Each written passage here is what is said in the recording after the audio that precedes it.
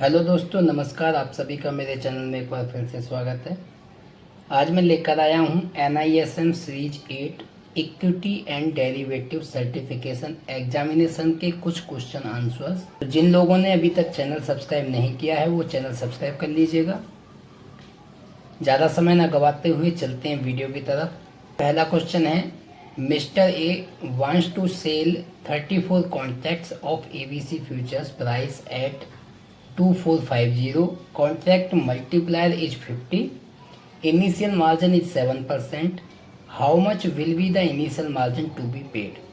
Mister A ने 34 contract 2450 के rate पर, जो कॉन्ट्रैक्ट मल्टीप्लायर 50 का है, वो सेल किए हैं ABC फ्यूचर्स इनके किसी स्टॉक के। इनिशियल मार्जिन इज 7%, मार्जिन उस पर 7% जाना है। तो इसमें पूछा गया है how much will be the initial margin to be paid, तो उसको कितना मार्जिन पे करना पड़ेगा। फर्स्ट ऑप्शन है 41,65,000, सेकंड है 83,300, थर्ड है 5,831 और फोर्थ है 2,91,550। तो इसका आंसर है डी, 2,91,550। अब ये आया कैसे है वो बता देता हूँ मैं आपको। इनिशियल मार्जिन निकालने के लिए number of contracts into price पर कॉन्ट्रैक्ट इनटू कॉन्ट्रैक्ट मल्टीप्लायर, इनके साथ साथ इनटू मार्जिन परसेंटेज, ये कैलकुलेशन इसकी निकलेगी। इनिशियल मार्जिन के लिए 34 कॉन्ट्रैक्ट है हमारे पास में, 2450 के रेट पर हैं और 50 का कॉन्ट्रैक्ट साइज है, इनटू 7% जो कि इनिशियल मार्जिन का परसेंटेज बताया गया है। इस हिसाब से बैठेगा 41,65,000 और उसका 7% मार्जिन निकालेंगे तो 2,91,550। ये इसका आंसर रहेगा D. Clearing corporation of an exchange guaranteed settlement of exchange traded contract. Clearing corporation जो कि एक्सचेंज का होता है वो गारंटी देता है सेटलमेंट की, जो भी आपने एक्सचेंज में ट्रेड किया है, ट्रू और फॉल्स।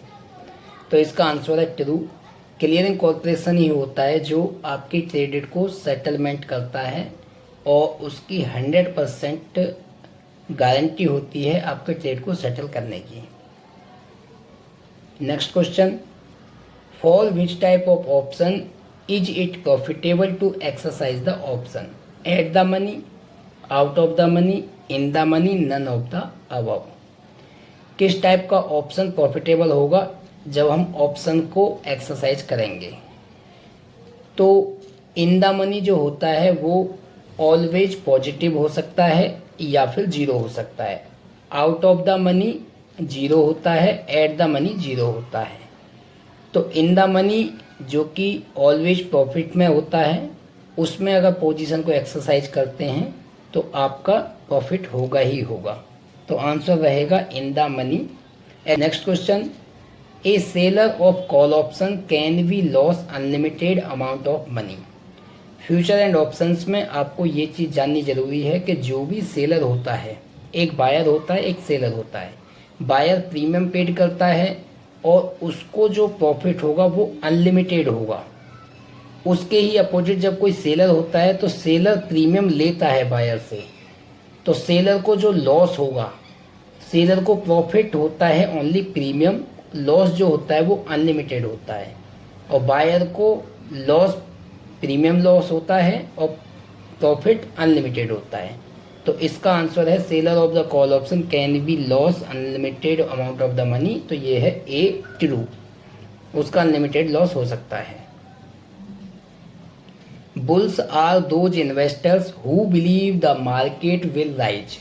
बुल्स वो इन्वेस्टर्स होते हैं जो विश्वास करते हैं मार्केट में कि मार्केट बढ़ेगी, ट्रू और फॉल्स। मार्केट में दो प्रकार के इन्वेस्टर होते हैं, बुल्स और बियर्स। इनको बुलिश भी बोलते हैं, बियरिश भी बोलते हैं। तो बुलिश होते हैं जिनको लगता है मार्केट बढ़ेगी, बियरिश होते हैं जिनको लगता है मार्केट घटेगी। तो इसका आंसर है A true. The initial margin is always equal to market margin, true और फॉल्स। इनिशियल मार्जिन वो होता है जब हम किसी भी पोजीशन को बाय या सेल करने के लिए तैयार होते हैं। मार्क टू मार्केट मार्जिन वो होता है जब हमारी पोजीशन नेगेटिव जा रही हो या पॉजिटिव जा रही हो। नेगेटिव में आपसे मार्जिन डेबिटेड दिखाया जाएगा, यानी कि आपसे मार्जिन मांगा जाएगा। जिसको बोलते हैं M2M, और प्रॉफिट में आपका मार्जिन आपके प्लस में रहेगा, क्रेडिट में रहेगा। तो इसका आंसर है false B. What does a seller of put option expect? Put option का कोई सेलर है, वो क्या चाहता है, उसको क्या लगता है कि क्या होना चाहिए?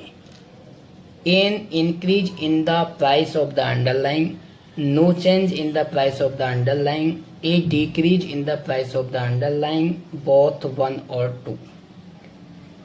अंडरलाइन में प्राइस इंक्रीज होना चाहिए, या फिर कोई चेंज नहीं होना चाहिए, या फिर अंडरलाइन का प्राइस डाउन होना चाहिए। पुट ऑप्शन जब कोई बाय करता है तो उसको लगता है कि मार्केट जैसे जैसे डाउन जाएगी उसका प्रॉफिट होता जाएगा। जब कोई सेलर पुट ऑप्शन को बाय करता है तो उसको लगता है कि मार्केट जैसे जैसे प्लस जाएगी मेरा प्रॉफिट बढ़ता जाएगा, या फिर मार्केट जो की तो रहती है उसी रेंज में घूमती रहती है, तो उसका प्रॉफिट ना ही लॉस होगा ना ही उसका प्रॉफिट होगा, तो वो एक अपना दिया मार्जिन के लेवल पर रहेगा। तो पुट ऑप्शन का सेलर चाहता है कि मार्केट या तो जो की तो रहे, कोई चेंजेस ना हो, या फिर मार्केट बढ़ जाए। तो इसका ऑप्शन रहेगा D, 1 and 2 both. In the derivative segment, who has to pay the margin as specified by the clearing corporation? Derivative segment में कौन मार्जिन पे करता है, जो कि क्लियर कॉर्पोरेशन डिसाइड करता है? Clients, arbitrageurs, financial institutions, all of the above. तो इसका आंसर है ऑल ऑफ द अबव। इसमें मार्जिन सभी को पे करना पड़ता है, क्लाइंट हो, आर्बिट्रेजर हो, फाइनेंशियल इंस्टीट्यूशंस हो, बायर हो, सेलर हो, कोई भी हो, सभी को मार्जिन पे करना ही पड़ेगा पोजीशन में एंट्री करने के लिए। When the price of futures contract decreases the margin account, जब फ्यूचर कॉन्ट्रैक्ट का प्राइस डिक्रीज यानी कि कम होता है, घटता जाता है अपने अंडरलाइंग एसेट से, द मार्जिन अकाउंट क्या रहेगा? Of the seller of futures contract will be credited for the gain, of the buyer of futures will be debited for the loss, both 1 और 2, नन ऑफ द अबव। जो seller होता है उसका जो credited for the gain यानी कि profit दिखाई देगा, उसकी पोजीशन में क्रेडिटेड में रहेगा। जो बायर होता है, अगर ये डिक्रीज होती है मार्केट तो उसका लॉस रहेगा, जो मैंने अभी पिछले क्वेश्चन में बताया था कि M2M उसको देना पड़ेगा, मार्जिन मेंटेन करके चलना पड़ेगा। सी, बोथ 1 और 2 दोनों, D, none of the above या कोई नहीं। तो इसका आंसर है C, both of the above, यानी कि 1 और 2। सेलर की कंडीशन में उसको प्रॉफिट होगा, बायर की कंडीशन में लॉस होगा अगर मार्केट डाउन जाती है तो। Sunil think market will go down, Sunil सोचता है कि मार्केट डाउन जाएगी, so he sell 10 lots of index futures at 3500। His prediction come true and index falls and Sunil buys back the futures at 3410। What is profit Sunil he made if lot size it 50। Sunil ने सोचा कि market down जाएगी और उसने 10 lot cell कर दिए 3500 के rate में। उसको जो सोच रहा था उसकी प्रेडिक्शन सही निकली और मार्केट गिर गई।